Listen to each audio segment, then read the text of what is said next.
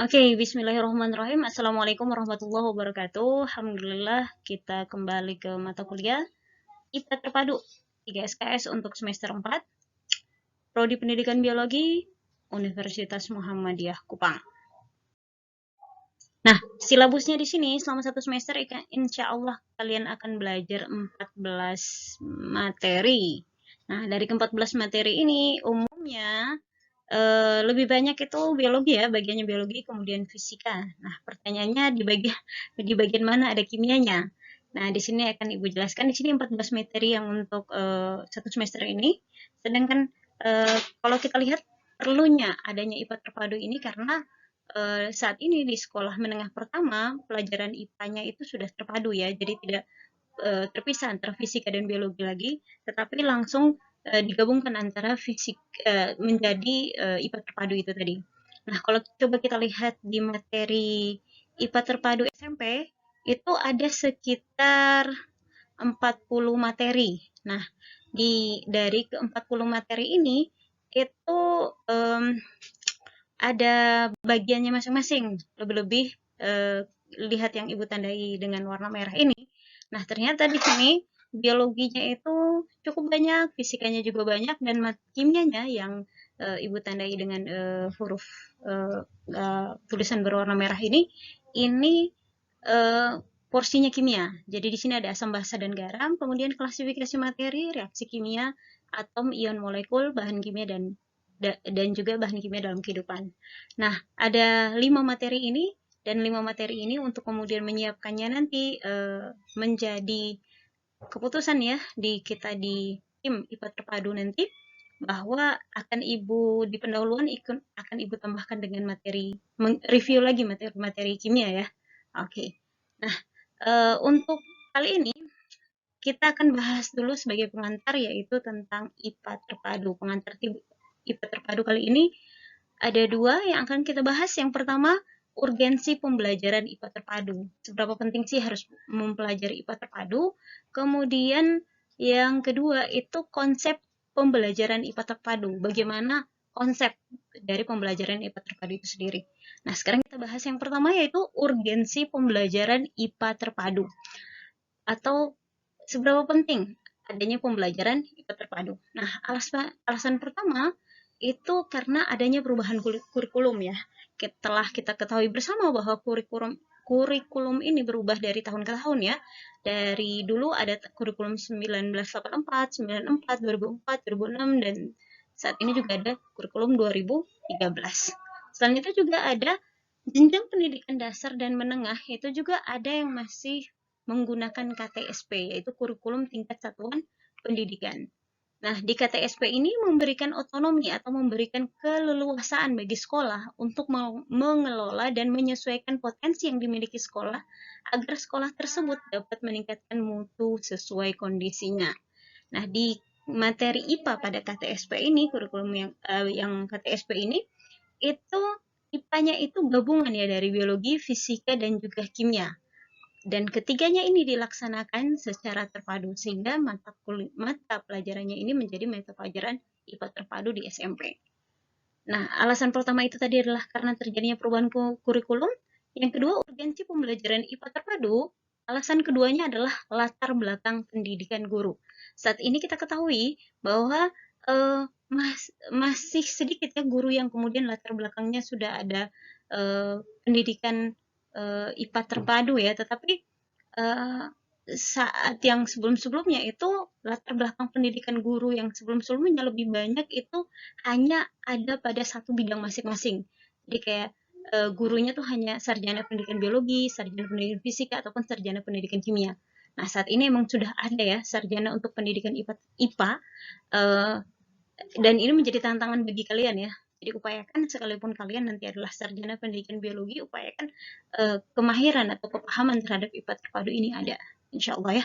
Oke, itu urgensi yang kedua, alasan yang kedua itu karena latar belakang pendidikan guru yang hanya ada pada satu bidang masing-masing.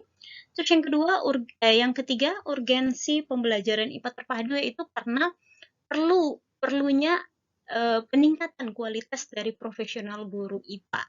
Nah, di sini namanya seorang guru itu tidak berhenti kemudian hanya belajar dari yang sebelumnya, tetapi dia harus terus belajar ya. Profesionalitas itu harus terus ditingkatkan. Dan coba kita lihat di Undang-Undang Nomor 14 Tahun 2005 tentang guru dan dosen, itu dikatakan ada 4 standar yang harus dimiliki oleh seorang guru, yaitu kompetensi pedagogi, profesional, sosial, dan juga kompetensi kepribadian.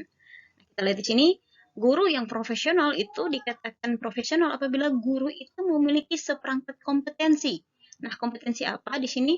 Pengetahuannya, keterampilannya, juga perilaku yang harus dimiliki, dihayati, dan dikuasai oleh guru dalam melaksanakan tugas keprofesionalannya. Jadi dari tiga ini kita lihat emang kualitas guru perlu ditingkatkan, dan dari sini kita simpulkan bahwa pentingnya pembelajaran IPA terpadu itu karena tiga hal. Yang pertama, karena adanya perubahan kurikulum.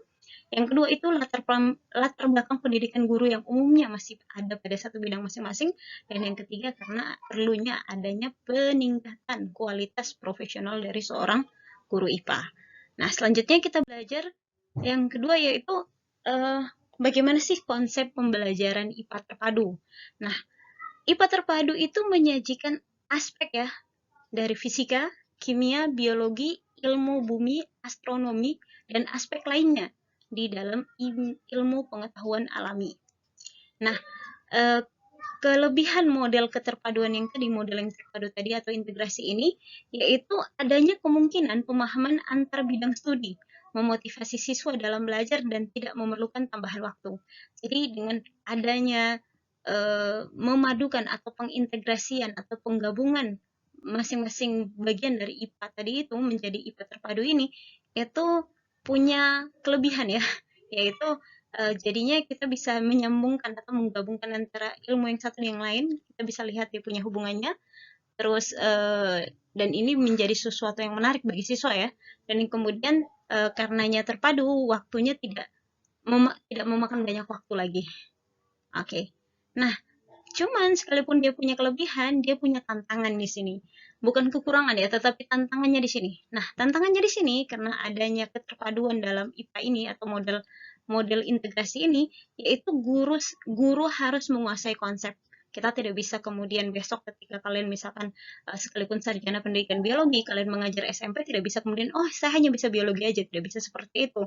Jadi ketika emang dibutuhkan kepahaman terhadap bidang yang lain, harus siap di situ ya. Jadi di sini guru emang harus menguasai konsep, kemudian sikap dan juga keterampilannya, terus bagaimana pemenuhan dalam penerapannya, juga perlu kerja tim antar bidang studi. Jika misalkan dalam sekolah itu misalkan dia sudah hanya memiliki guru biologi ya, mungkin dia harus memiliki guru di bidang fisika ataupun yang lainnya.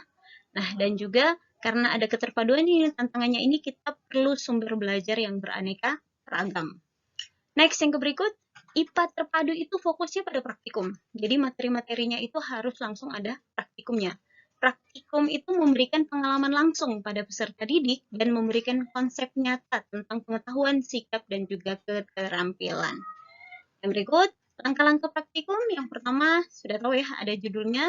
Kalau untuk di pembelajaran sekolah menengah pertama itu harus tahapannya menentukan judul, tujuannya apa, cara kerjanya bagaimana, hasil pengamatannya apa, dan apa kesimpulannya. Nah, untuk yang kayak gini Ibu kasih contoh portofolionya. Jadi misalkan judulnya di sini lilin menyala dan dibakar. Nah, tujuannya apa? Ini ada di sini. Alat dan bahannya bagaimana? Cara kerjanya seperti apa? Hasil pengamatannya apa? Kesimpulannya apa? Nah, ini adalah bentuk dasar ya. Jadi dari bentuk laporan praktikum ya untuk IPA terpadu. Nah, di sini bentuk ini akan kita pakai untuk praktikum kimia di bagian IPA terpadu ini. Insya Allah ke depannya.